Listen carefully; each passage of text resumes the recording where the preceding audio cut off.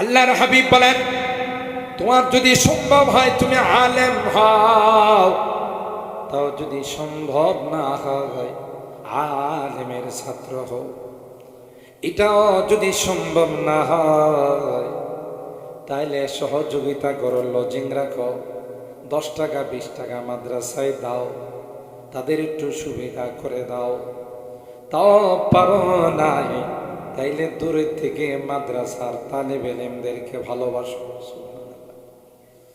5 নম্বর কাতারে যায় না, মাদ্রাসা নিয়ে কটূক্তি কইরো না। মাদ্রাসার আলেম ওলামা, মাদ্রাসার ছাত্রদের বিরুদ্ধে কোন রকমের কোন খারাপ মন্তব্য কইরো না। যদি তা করো তাইলে দুনিয়া তো তুমি হালাক, পরকালেও হালাক। দুনিয়াও যাবে পরকালেও যাবে, ঠিক কিনা বলে? আল্লাহ ডাক দিয়া বলবে, নাফরমান, এ গুনাহগার, তুই কেন এই মাদ্রাসার ছাত্রের সঙ্গে দুশ্মনী রাখলে? মাদ্রাসার ছাত্রের সঙ্গে তুই কেন শত্রুতা রাখলি? সুজা তোর ঠিকানা জাহান্নাম। আমার মাদ্রাসা অনেক আগের ঘটনা। ছোট ছোট বাচ্চারা মসজিদে নামাজ পড়তে যায়, তো বাচ্চাই এরা মনে করেন এই যে হ্যাঁ মাহফিলে বসা দেখেন না, এরা কিন্তু অপশন না একজনের সাথে আরেকজনের কথাবার্তা, কারণ বাচ্চাই, বাচ্চাদের কোনো হিসাব আছে?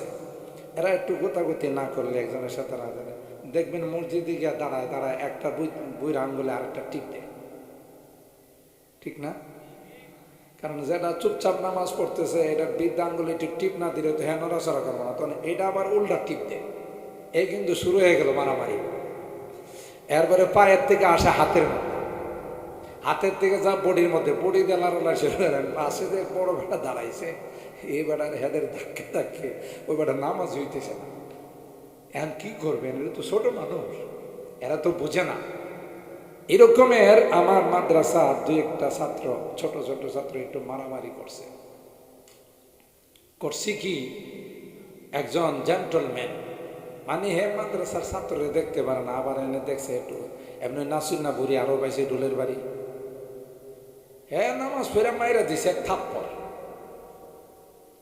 থাপ্পড় দিছি পরে আরো 2জন মুসল্লি আসলে আর মাদ্রাসার ছাত্রদেরকে মহব্বত করে ধরে ফেলাইছে, ধরে প্রিন্সিপাল সাহেবের রুমে নিয়ে যাবো। আপনি থাপ্পড় দিলেন কিনলে? দুষ্টুমি করছে, দেখেন দুষ্টুমি করছে, তাতে কি হয়েছে? নামাজের পরে আমি আমার অফিসে ঢুকছি, পরে দেখি যে আসামি লয়া পুরা এলাকার মানুষ দিয়ে ঢুকছে, কেউ একজন এক স্লোগান ধরে বান্ধেন হুজুর বান্ধেন, আরেকজন করতেছে হুজুরে আচ্ছা তাহলে লাগান কয়েকটা। আমি করে বাবা কি হয়েছে আগে শুনি, সব দ্বারা হুজুর আমাদের সামনে এর বিচার করে। আমি বললাম আপনি কি করছেন? হুজুর আপনার কিছু ছাত্র একটু দুষ্টুমি করছিল, আপনি কি করছেন? আমি একটা থাপ্পড় লাগছে। ইয়া আপনার এত বড় সাহস! এখন আমি যদি এদের কাছে চাইরা দিই আপনার অংশ রাখবো না, সিমরাই শেষ করলে। আপনি এই কাম করলেন কি লেগে? দুষ্টুমি করছে।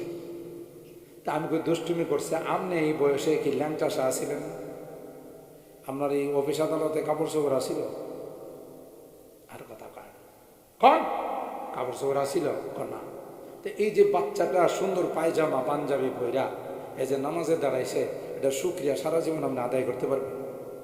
এই বয়সে তো আপনি খেলছেন, এরে কিল মারছেন, এরে ঘুষি মারছেন, এর গাছের গুড়ি বাইরে গাইছেন, এর গাছের আম বাইরে গাইছেন। আমার ছাত্রগুলো তো এগুলো করে না, এগুলো তো একটু দুষ্টুমি করতেছে, ছোট মানুষ।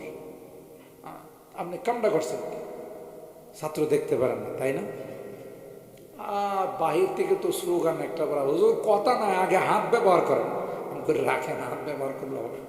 এইবার বেগতিক অবস্থা দেখে আমার পায়ে বেড়ে গেছে, হুজুর আমার ভুল হয়ে গেছে। আমি সাবধান, জীবনে কোনোদিন এই মাদ্রাসার ছাত্রদের গায়ে হাত তোলেন না, এগুলো নবীর মেহমান। সুবহানাল্লাহ। আল্লাহর হাবিব বলেন, ইন্না রিজালান ইয়াতুনা মিন আখতারিল আলাম ইয়াতাফাক্কাহুনা ফিদ্দীন ফাস্তাউসু বিহিম খায়রা। পশ্চিম পাড়ার মানুষ, সাতিয়ানের মানুষ, এই মাদ্রাসার ছাত্রগুলো কিন্তু আল্লাহ নবী বলতেছেন যে এটি আমার মেহমান। সুবহানাল্লাহ। কার মেহমান? আল্লাহর নবীর মেহমান। সুবহানাল্লাহ। নবীর মেহমান কি দামি না বেদামি? তোমাদের এলাকায় আসছে কোরআন শিখবার লাগি, এলমে দিন শিখার জন্য আসছে, পারলে 2 লোকমার ডাল ভাত খাওয়ায়ও, মহব্বত করো, আধা গ্লাস দুধ দিও, একটু ভালোবাসো। তাইলে এই পোলাটা যখন কামতের ময়দান আল্লাহ বলবো জান্নাতে যা, তো কিন্তু আমার জাগিরদার কই, জাগির পিঠি কই, আর সারা জান্নাতে যাবো না। সুবহানাল্লাহ। বানানো কথা না, কোরআন হাদিসের কথা। সেদিন কিন্তু আপনার যে ছেলের জন্য আপনি লাখ লাখ টাকা খরচ করছেন, বিদেশে পাঠাইছেন 10 লাখ টাকা খরচ করে, পরে খালি হাত ফেরত হয়েছি, এই ছেলে এই কথা কিন্তু মনে রাখবো না যে আমার বাপে 10 লাখ টাকা খরচ করে আমার বিদেশে পাঠাইছে। আপনি যখন কবেন যে বাবারে আমি একটা নেকির লাগে আটকা বেড়ে গেছি, দিবিনি, তো ছেলে আপনারে কব তুমি যে আমার বাপ দলিল টলিল আসিনি, CS RS কতিয়ান কিছু আসেট আছে। সুবহানাল্লাহ কবেন না। অর্থাৎ সুজা আপনার বাপ বলে স্বীকার করতো না, কোরআনের কথা। ইয়াউমা ইয়াফিরুল মারউ মিন আখিহি ওয়া উম্মিহি ওয়া আবিহি ওয়া সাহিবাতিহি ওয়া বানি। আল্লাহ কোরআনে বলেন তোমার আলুদের আদরের সন্তান, তোমার কলিজার টুকরা সন্তান তোমাকে বাপ বলে স্বীকার করবে না, তোমাকে মা বলে স্বীকার করবে না, কেউ তোমাকে আপন বলে স্বীকার করবে না।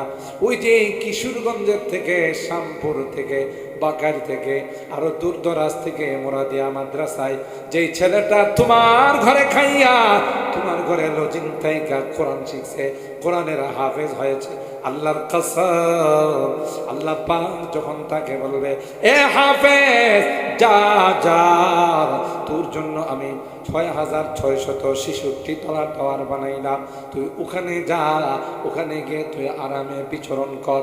সুজা বলবে না না, এই মুরাদিয়া মাদ্রাসায় পড়েছি, এখানকার পাড়ার মানুষগুলো আমাদের আদর করছে, আমাদেরকে খাওয়াইছে, আমাদেরকে যত্ন করছে। এদের তো বাম কাতারে দেখা যায়, এদের কি বাম লাইনে দেখা যায়, তাদের গুনার কারণে এরা বাম কাতারে বসে আছে, বাম কাতারে দাঁড়িয়ে আছে। আল্লাহ আমার এই জায়গাদার ছাড়া, আমার এই লজিং মাস্টার ছাড়া তোমার জান্নাতে যাব না। আপনি চিন্তা করছেন ভোলাই কি কর, তুমি যে বাপ CS RS কতিয়ান আসিনি, আর হাফেজে কোরআন কয় আল্লাহ এর ছাড়া আমি জান্নাতে যাব না। এবারে আমার খানার টাইমে, দুপুরের টাইমে, সকালের টাইমে, রাত্রের টাইমে আমাদেরকে এইভাবে সুন্দর করে খাওয়াইছে। এই পোলাবানগুলো কেডা বুকুট খাওয়াইছে, এটা একটু একটু করেন থামান। এরা আমাদেরকে আদর করে, যত্ন করে 2 লোকমা খাওয়াইছে। মুন্সি বেড়া আইছে খানা দাও, সব কাম কাজ ফালায়া রোজিন বিডিরা খানা দিছে, ঠিক না? বলে এবার আর টাইম না, এবার মাদ্রাসা যায় পড়তে। আরে এটা কি ফোটাইতেছে, এটা তো দেখেন না বাচ্চা কাচ্চা। আল্লাহ আল্লাহ, কোরআনের মাহফিলে শয়তান তো অবসর থাকতে পারে না। ছোট ছোট বাচ্চাদের উপরে যায় বর করছে, বলে বুড়া মানুষ তো কিছু করবে না, যেভাবে আয়া শুনতেছে বয়া রয়েছে, ফোলাবাইনগুলোর উপরে যায় বর করছে। আল্লাহ আমাদের হেদায়েত নসিব করে। মুন্সি বেড়ারে একটা খাবার দিবার লেগিয়া কাম কাজ ফালাইয়া দিছে, লস না, এটাই কামে লাগবে। সুবহানাল্লাহ। এই 2 লোকমা খাবার, আল্লাহ নবী বলেন তো আমল ওয়াহিদ ইয়াকফিল ইসনাইন, তো আমর ইসনাইন ইয়াকফি সালাস। একজনের খানার সাথে 2 জনে খানা খাইতে পারে, 2 জনের খানার সাথে 3 জনের খানা খাইতে পারে। আর ছোট ছোট বাচ্চারা খায় কি, কবুতরের বাচ্চার মতো 2-3টা খায়, ঠিক না? এর দ্বারা আপনি কত বড় ব্যবসা আল্লাহর সাথে করতেছেন, সুবহানাল্লাহ, ভাষায় প্রকাশ করা।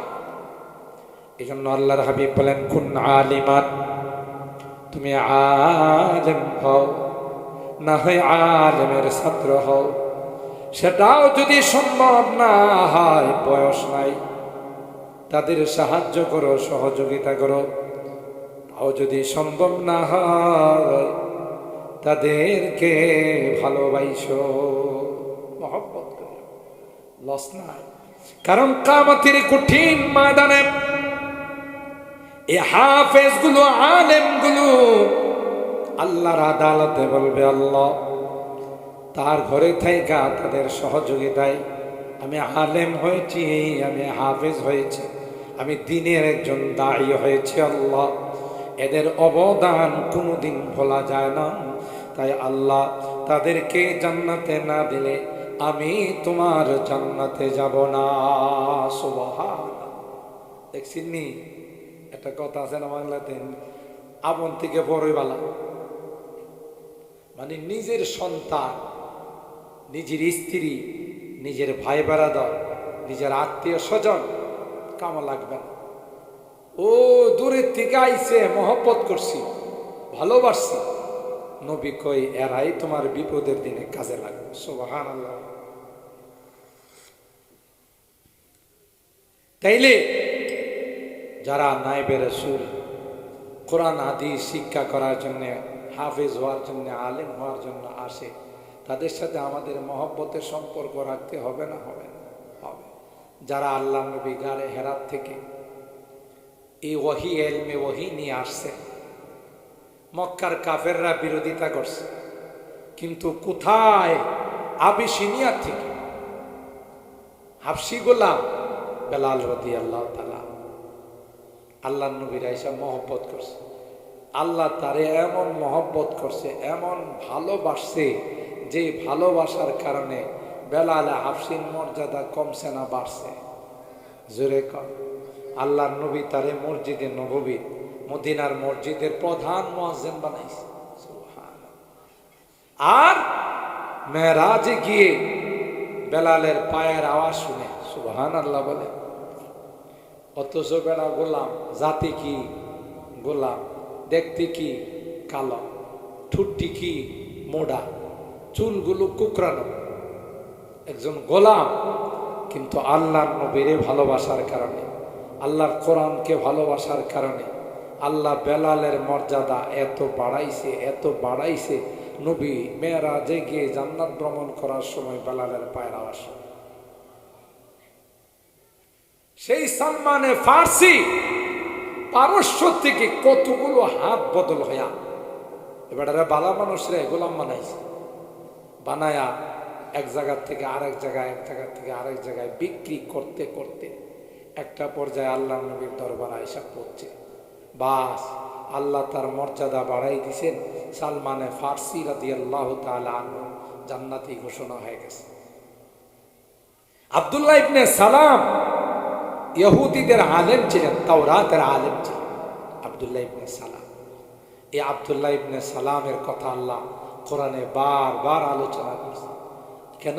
ইসলামের খাতিরে। যারাই ইসলামকে আপন বানাইছে, হোক না সে গরিব, ওই যে বলছিলাম, হোক না রিক্সাওয়ালা, হোক না দিন মজুর, হোক না লেবার, তার মর্যাদা আল্লাহর কাছে বেড়ে গেছে। আম্মার ইবনে ইয়াসির গরিব মানুষ, সোহাইব গরিব মানুষ, হ্যাঁ, এদেরকে আল্লাহ কত বড় মর্যাদাওয়ালা বানাই দিছে। ওয়ালা তাতরুদিল্লাযীনা ইয়াদউনা রাব্বাহুম বিল গাদাতি ওয়াল আশিয়্যি ইউরিদুনা ওয়াজহা মা আলাইকা মিন হিসাবি ওয়া মিন হিসাবিকা আলাইহিম মিন শাই। কাফেররা একবার আয়সা আল্লাহ নবীর কাছে সব মিল্লা পরামর্শ করে আইছে। আয়সা কয়, মুহাম্মদ, তোমার সাইড ফাইডে যারা বসা থাকে এদের সাথে আমাদের মানায় না, এগুলো নিম্নবিত্ত মানুষ, নিম্ন শ্রেণীর মানুষ। আরেকজন তোমার কাছে থাকে, তোমার মসজিদের মুয়াজ্জিন আব্দুল্লাহ ইবনে উম্মে মাকতুম, এবার হলো কানা, অন্ধ, আমাদের প্রেস্টিজে লাগে। তুমি যদি এদেরকে তোমার দরবার থেকে একটু সরাই দিতে পারো, আমরা যারা নেতৃস্থানীয় আছি, নেতা খেতা আছি, আমরা সবাই মিল্লা মুসলমান হয়ে যাব। শয়তানগুলো এসে আমার নবীর কাছে এই প্রস্তাব দিয়েছে। আল্লাহ নবী মনে করছে যে এরা তো মক্কার বড় বড় সর্দার, লিডার, এরা মুসলমান হয়ে গেলে, একজন হয়ে গেলে আরো 10 জন মুসলমান হবে, ঠিক না? এই আশা নিয়ে আল্লাহ নবী আব্দুল্লাহ ইবনে উম্মে মাকতুম অন্ধ সাহাবীকে বললেন যে তুমি একটু দূরে থাইকো, আমার দরবারে একটু কম আইসো, কারণ আমি যদি কোনো মতে এদেরকে মুসলমান বানায় ফেলাইতে পারি তাইলে সুবিধা হবে।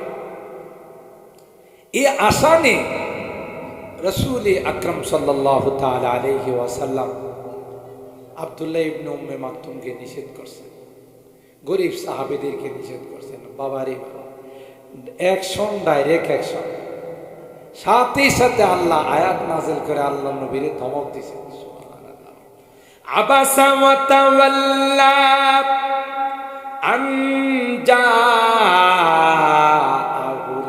আ'মা ওয়া মা ইউদরিকা লাআল্লাহু ইয়াতাযাক্কা। এ পয়গম্বর, আব্দুল্লাহ ইবনে উম্মে মাকতুম যখন আপনার দরবারে বসে, আপনি কেন চেহারাটা পিলা করেন? আপনি জানেননি আব্দুল্লাহ ইবনে উম্মে মাকতুমের মর্যাদা আমি আল্লাহর দরবারে কত বেশি। আর যে নালায়েক গুলোর জন্য, যে নাদান গুলোর জন্য আপনি তাকে দূরে সরাইলেন, এগুলোর অন্তরে মোহর মারা, দুনিয়া উল্টায় গেলেও এরা মুসলমান হবে না। এগুলো বাটফার, এগুলো কি বাটফার, সিটার, দামদার, এগুলো মুসলমান হবে না। ঠিক যখন গরিব সাহাবীদের বেলায় আল্লাহ পাকের হাবিব যখন সিদ্ধান্ত নিলেন এদেরকে যদি কিছু সময় আমি দূরে সরাই রাখি তাহলে মক্কার কাফের মুশরিকরা ঈমানদার হবে, আল্লাহ নবীকে ডাক দেয়া কয়, ওয়ালা তাতরুদিল্লাযীনা ইয়াদউনা রাব্বাহুম বিল গাদাতি, ও নবী তাদেরকে আপনার দরবার থেকে সরায়েন। এরা এমন বান্দা, এরা সকাল নাই সন্ধ্যা নাই সব সময় এরা আল্লাহর জিকিরে লিপ্ত থাকে। তাহলে আল্লাহ পাকের দরবারে টাকা পয়সা দিয়া কোনো মূল্য নাই, বংশ দিয়া কোনো মূল্য নাই, চামড়া দিয়া কোনো মূল্য নাই, শ্বেতাঙ্গ কৃষ্ণাঙ্গ সুন্দর কালো দিয়া কোনো মূল্য। আল্লাহর দরবারে মূল্য হবে তার ভিতরের ঈমান দিয়ে। দুনিয়ার মধ্যে মানুষকে পদ পদবি দিয়া, টাকা পয়সা দিয়া, তার চেহারা দিয়া মূল্যায়ন করে, ঠিক না? হযরত শেখ সাদী রহমাতুল্লাহ আলাইহি কিতাবের মধ্যে লেখে, উনি একবার এক দাওয়াতে গেছেন। দাওয়াতে গেছে পরে ওনার পোশাক আশাক তেমন সুবিধা ছিল না, নর্মাল পোশাক পরে গেছে আর কি, গ্রাম্য পোশাক। তো যারা আয়োজন করছে ওরা যখন উনি ঢুকতে চাইলেন, উনি তো একজন সম্ভ্রান্ত মানুষ, নামি দামি মানুষ, কত বড় কবি সাহিত্য। এই যা বাইরে বসে, বাইরে বসে, এনে বসেন, বিয়ে বিদে যান, স্পেশাল মেহমানদের জায়গা। শেখ সাদী রহমাতুল্লাহ আলাইহি ধাক্কা ধুক্কা দিয়া ধমকায়া ধমকায়া বাইরে বসে। উনি ওখানে চারটা খায়া চলে গেছে।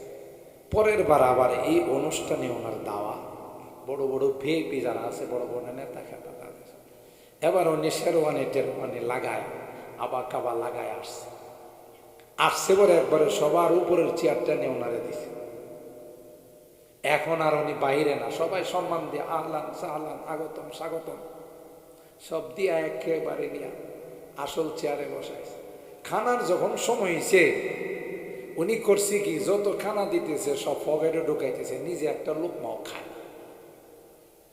এখন যারা খাওয়াইতেছে এরা আয়, এই কি কোন অভদ্রের ভিতরে ঢুকাইলাম, খানা ভিতরে খাইবেন আপনি, পকেটে লন খায়। এই খানার উপযুক্ত আমার পোশাক আমি না, বুঝেননি কথাটা? কারণ আমি তো শেখ সাদী আগের বার আসছিলাম, পোশাকটা ছিল না, এর লাগে কোনাতে নিয়ে বয়সে আমারে তরকারি দিতে গেলে হাড্ডি দিছে, কথা কয় না। চারটা ভাত দিলে মনে হয় দিছে, না হলে দিছে না। আর ওই শেখ সাদী এখন আসছি, শুধু পরিবর্তনটা হলো শেখ সাদীর না, পরিবর্তনটা হলো শেখ সাদীর পোশাকের। সুতরাং এই খানা শেখ সাদীর না, এই খানা হলো পোশাকের। এই জন্য দুই পকেটে পোশাক রেখেছি, খা তোর লেগে এত সুন্দর খানা আমারও তো দেয়। কথা বলেন ঠিক কিনা? তাইলে বড় মানুষের সাথে সম্পর্ক রাখলে ছোট মানুষের দামও বাড়ে না, কমে।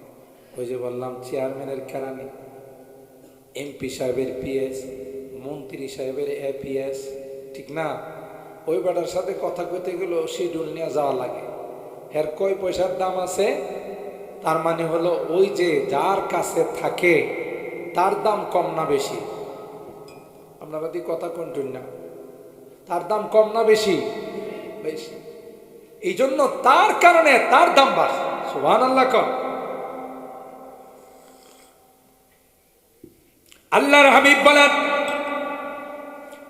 এ সাতিয়ানের মানুষ, এ মুরাদিয়া মাদ্রাসার আশপাশের মানুষ, তোমাদের এই মাদ্রাসায় কিন্তু অনেক জায়গা থেকে ছোট ছোট বাচ্চারা, অনেক মা, অনেক বাবা তার সন্তানকে মাদ্রাসায় পাঠাইছে, কোরআন শিক্ষা করার জন্য পাঠাইছে। তাই এরা কিন্তু সাধারণ কারো মেহমান নয়, এরা কিন্তু নবীর মেহমান। নবীর দাম কম না বেশি? জোরে কম। আমি হয়তো আপনাদের একবার বলছিলাম, আমি যখন দেওবন্দে পড়ি, শেষ বৎসর, দাওরা হাদিসের বৎসর, তো তিনি হযরত হুসাইন আহমদ মাদানির খলিফা, আবার ওনার শাগরেদ, আমরা ওনার ছাত্র। ওনার কাছে আসরের পরে গেলাম আমরা কিছু ছাত্র, কিছু ওয়াজ নসিহত শোনার জন্য। তো যাওয়ার পরে, এই বাচ্চারা বসো, না হলে যাও, বসো বসো। ওনার কিছু, আমরা কিছু ছাত্র ওনার কাছে গেছি কিছু নসিহত শোনার জন্য। ওনার বাসায় গেছি, মাদ্রাসার পাশেই বাসা। খুব ভালো করে শুনে, গল্প না বোঝার জন্য বলতেছি। যাওয়ার পরে হযরত আমাদেরকে বললেন, তুম ব্যাঠ যাও, তোমরা এখানে বসো, মাই আ রাহা, আমি আসতেছি। আমাদের ধারণা হলো হুজুরের মনে ইস্তেঞ্জার দরকার হয়েছে, ওয়াশরুমে যাবে, এই জন্য আমাদেরকে বসাই দিয়া একটু ভিতরে গেছে। ইয়া আল্লাহ, দেখি একটু পরে নিজের হাতে করে ট্রে আছে না, ট্রের মধ্যে চার, কিটলি, এরপরে হইলো বিস্কুট, চানাচুর, এগুলো নিয়ে ভিতরের রুমের থেকে আমাদের রুমে আসতেছে। আমরা তো লজ্জা এসব রুমে পারি না, কুসু গাছের সাথে ফাঁসি দিয়ে আমরা, ঠিক না? হায় হায়, উনি এত বড় মাপের উস্তাদ, আমার বুখারীর উস্তাদ, হুসাইন আহমদ মাদানির ছাত্র, খলিফা, দেওবন্দের মতো গোটা বিশ্বের সবচেয়ে বড় মাদ্রাসার হেডমাস্টার, সুবহানাল্লাহ, বড় উস্তাদ, সদরুল মুদাররিস। আমরা লজ্জায় জবুতুবু হয়ে আমি বললাম, হজরত आप तकलीफ उठा रहे हैं, क्यों ये तकलीफ उठा रहे हैं? हम तो आपसे कुछ नसीहत सुनने के लिए आए हैं। হুজুর, আপনি এটা কি করলেন? আমরা আপনার ছাত্র, জুতা সোজা করার জন্য আসছি, কিছু নসিহত শোনার জন্য আসছি, আর আপনি ঘরের থেকে গিয়া মনে হয় যে আমরা কত বড় মেহমান, আমাদের জন্য চা, বিস্কুট, চানাচুর। ইয়া আল্লাহ, হুজুর এটা কি করলেন? দেখেন দেখেন কি জবাব দেয়। তখন উনি বলতেছি, ভাই তুম তো রাসূল কে মেহমান হো। বুঝিনি অর্থটা? তোমরা রাসূলের মেহমান, তোমরা কি সাধারণ মানুষ? আর রাসূল বলছি, তোমার কাছে যদি আমার মেহমান আসে, এদের সম্মান করো, ইজ্জত করো, তাইলে আমি তোমারে নিয়ে একসাথে 2 আঙ্গুলে ধইরা জান্নাতে যাব। ওনার কোনো দরকার আছে আমাদের মতো ছাত্র, হাজার হাজার ছাত্র, লাখ লাখ ছাত্র, আমাদের মতো ছাত্রের বিস্কুট খাওয়ানোর দরকার আছে, চানাচুর খাওয়ানোর দরকার আছে? কিন্তু উনি বলতেছেন, তুম তো রসুল কে মেহমান হো, बस तुम की कुछ खिदमत मैं अगर कर रहा हो तो अल्लाह मुझे जन्नत दे दे। তোমাদের একটু খিদমত করে যদি আমি জান্নাত পাই। ইনি আমেরিকা গিয়া তারাবি পড়ায়, কত বড় মাপের হাফেজ, দেওবন্দ মাদ্রাসাতে বুখারী শরীফ পড়ায়, তাও প্রথম খণ্ড, শেখুল হাদিস। আর উনি কইতেছে, তোমরা খেদমত করে যদি আল্লাহ আমারে কোনো কারণে জান্নাতে দিয়ে দিতে, তা আমার কপাল খুলে লাগে। সুবহানাল্লাহ, আর একটু আসতে কম।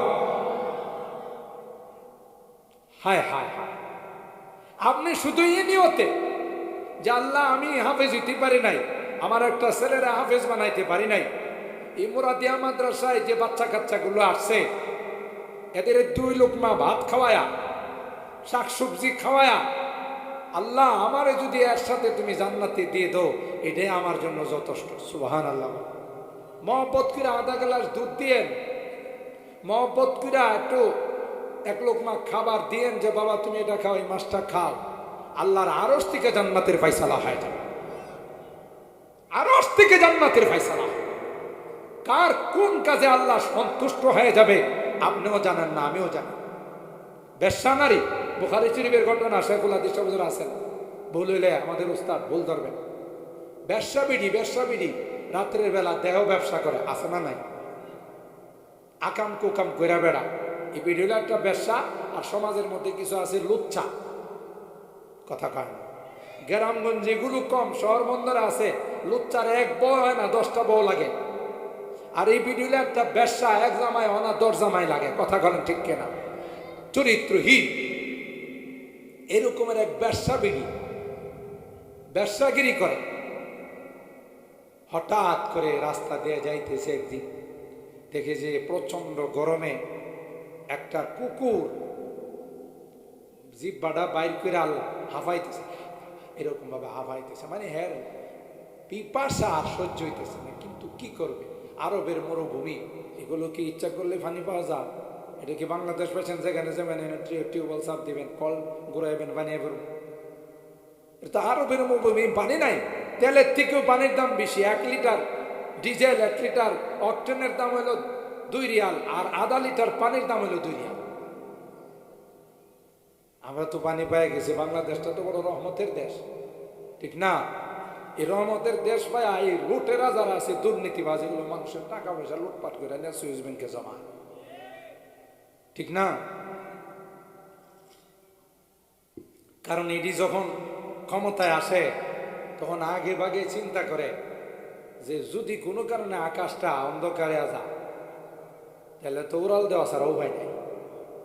কারণ দেশের মানুষ পাইলে ওই হারানো মানিকের মতো, গোয়েনঘাট বর্ডারে যে পাইছিল সিলেটের একটারে পাইছিল না বিচারক, এটার নাম হইল শামসুদ্দিন মানিক, এটার আমি হারানো মানিক কই, গেছিল গা ইন্ডিয়াতে। এরপরে মাজিরা পরে দেখছে যে ব্যাগের মধ্যে কোটি কোটি টাকা। চিন্তা করছে আল্লাহ, এ তো আল্লাহর নিয়ামত, কোনো রুজি করা লাগে না, ব্যাগ ভরা টাকা দিয়ে দিছে। এই টাকাটি লয়া নিজের দেশে ফেরত যান। হ্যাঁ, আয়সা তখন কলা পাতা দিয়ে শুইছে, বুঝলেন না? কলা পাতা দিয়ে শুইছে যেন কেউ যেন না চিন, আবার দাঁড়িয়েও রেখে দিছে। আরে এটা আস্তে একটা শয়তান। এই শয়তানে আদালতের মধ্যে বৈশা রায় দিত, হ্যাঁ, যে যারা আলেম ওলামারা মাহফিল করে বয়ান করে, দুদক দুর্নীতি দমন কমিশনের ডাক দিয়া কইছে এদের তদন্ত করে ট্যাক্স বসান, মানে জনওয়াজ মাহফিল আর না। দেখছেন কত ভালো মানুষ, অর্থাৎ হ্যাঁ বাইরটা যেমন কালা, ভিতরটা আরো বেশি কালা, কথা কয় না। এই হারানো মানে বর্ডারে যখন দেয়া গেছে ফেরত, তখন কলা পাতা বিছায় শুইছে। আল্লাহ কই কলা পাতা না, মাটি যদি উপরে দিও শুয়ে তবে জোয়ান থেকে খুইরা বাইর করবে। মানুষের টাকা পয়সা খাইছ, সিডিলিয়ান ফলাইতে আসি। আর সিলেটের মানুষ খবর পাইছে যে হারানো মানিক পাওয়া গেছে, এটা হারাই গেছিল, কথা কান। এই খবর পায়া সিলেটের মানুষ সব আইসা বীর জমায়া সবাই একটু একটু করে শরিক হয়েছে। শরিক পর্যন্ত পাইকারি মায়ের জুমলা মায়ের, এই জুমলা মায়ের এমন দেওয়া দিছে, পরে উসমানী মেডিকেল কলেজের ডাক্তাররা পরবর্তীতে সাংবাদিকদের সামনে যখন রিপোর্ট পেশ করছে, বলছে যে এমন মায়ের দেওয়া দিছে সমস্ত ইনকাম ট্যাক্স দেয়া নিচের অংশে বসছে, নিজের অংশে বসাইছে মানুষ, কথা কয় না। হ্যাঁ দাড়ি রাখছে, আর সারা জিন্দিগি দাড়িওয়ালারে বকাবকি করছে। এটা কি খালেস নিয়তে রাখছে না বাজবার লেগে রাখছে? বাজবার লেগে রাখছে, এই দাড়ি রাখা কামায় না। আর একটা দরবেশ দেখতো পুরো আব্দুল কাদের জিলানির মতো ছিল, এটা দাড়ি রাখছে সারা জিন্দিগি, যখন বিপদে পড়ছে দাড়ি কামাইছে, কথা কয় না। কিন্তু কামায়াও বাঁচতে পারে নাই। যখন সদরঘাটের মধ্যে নৌকা দেওয়া যাইতেছিল, তো আর একটা আইনমন্ত্রী আছে, বেডারে ধরছে, যারা নদীতে যারা কুশঘাট যাদেরকে বলে নৌবাহিনী, ধরছে পরে এটা আমারে ধরলেন, এটারে দেখেন না, ওই যে আরেকটা আছে, এটারে যখন ধরছে দরবেশটারে, তখন দরবেশটা দেখাই দিয়েছে যে ওই যে আরেকটা বয়ে গেছে। কেন? কারণটা কি? এই যে দুর্নীতি, মানুষের টাকা আত্মসাৎ করা, এটা খুব খারাপ জিনিস, ঠিক কিনা বলেন? যাই হোক, ওই বেশ্যা নারী এই রাস্তা দিয়ে যাইতেছে, বুখারী শরীফের কথা। তখন এই কুকুরের অবস্থা দেখা, এই যে চামড়ার মোজা আমরা যে পরে, এটি হলো চামড়ার মোজা, এই চামড়ার মোজা এটি কিন্তু ভিতরে কোনো ছিদ্র নাই, এটারে ওড়না দেয়া রশি বানাইছে, বুখারী শরীফের কথা। বানায়া কুয়ার নিচের থেকে পানি উড়াইছে, উড়াইয়া ওই যে কুকুরটা কুয়ার পারে বসা যে হাফাইতেছে, এটার জিহ্বার মধ্যে পানি দিছে। সুবহানাল্লাহ। ইরহামু মান ফিল আরদ ইয়ারহামুকুম মান ফিস সামা। আল্লাহর হাবিব কয়, জমিনওয়ালাদের উপর যদি তুমি রহম করো, জমিনওয়ালাদের উপর যদি তুমি দয়া করো, মায়া করো রে, আসমানের মালিক আল্লাহ তোমার উপর মায়া করবে। এক চশমে জাদান গাফিল আযা শাহে নবাসী, এক চশমে জাদান গাফিল আযা শাহে নবাসী, শায়া দেখে ও নগাহ কুনা দাগাহে নবাসী। কবি ডাক দেয়া কয়, একটা সময় মালিকের রহমতের দৃষ্টি যদি তোমার উপর পড়ে যায়, ওই দৃষ্টি, রহমতের দৃষ্টিটাই তোমার জান্নাতের কারণ হয়ে যাবে। ওই বেশ্যা নারীর উপর আল্লাহর রহমতের দৃষ্টি পড়ে গেল, আল্লাহ ডাক দেয়া কয়, এ বেশ্যা নারী, আমি আল্লাহ তোর জীবনের সকল গুনাহগুলো মাফ করে দিলাম। একটা কুকুরের উপরে রহম করার কারণে এবিডির গুনাহ মাফ করে আল্লাহ জান্নাতে গেছে। আর আশরাফুল মাখলুকাত, সৃষ্টির সেরা, কোরআনের সাথে মহব্বত রাখে, রাত দিন 24 ঘন্টা কোরআন পড়ে, তাদের সাথে যদি আমরা মহব্বত রাখি, আল্লাহকে উদা জান্নাত দিব, জান্নাতের উপরে কিছু থাকলে হিডা দিব। সুবহানাল্লাহ। আল্লাহ খুশি হয়ে যাবে যে না, তোমরা এই জায়গাটাতে আবাদ করছো। একসময় কবরস্থান ছিল, হ্যাঁ, মুরব্বীরা শুয়ে ছিল, এখন এখানে বাচ্চারা বসে বসে 24 ঘন্টা কোরআন শরীফ তিলাওয়াত করে। এই যে মুরব্বীরা এই কবরস্থানে শুয়ে আছে, সাতিয়ানের যত মুরব্বীরা শুয়ে আছে, এরা যে কত খুশি জানেন। এরা কবে যে বাচ্চাদের সাতিয়ান হাফিজিয়া মাদ্রাসা, মুন্সিবাড়ি মাদ্রাসা, এরপরে ইমরাদিয়া মাদ্রাসা, এই মাদ্রাসাগুলোর থেকে যত কোরআন তিলাওয়াত হইতেছে সবগুলোর সব এই সাতিয়ান কবরস্থানে যত মুরব্বীরা শুয়ে আছে তাদের রুহের মধ্যে বসতেছে।